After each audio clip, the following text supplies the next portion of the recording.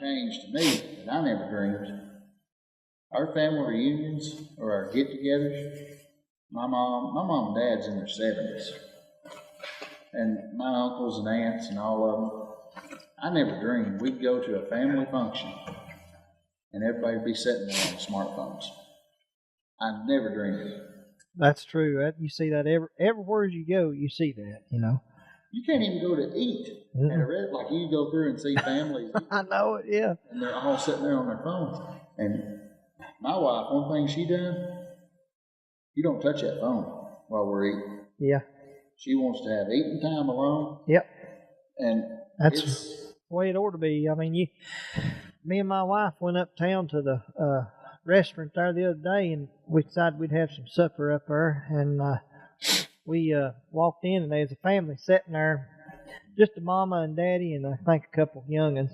And every one of them was on their phone. The mama, the daddy, and the two young'uns. There's all of them on their phone.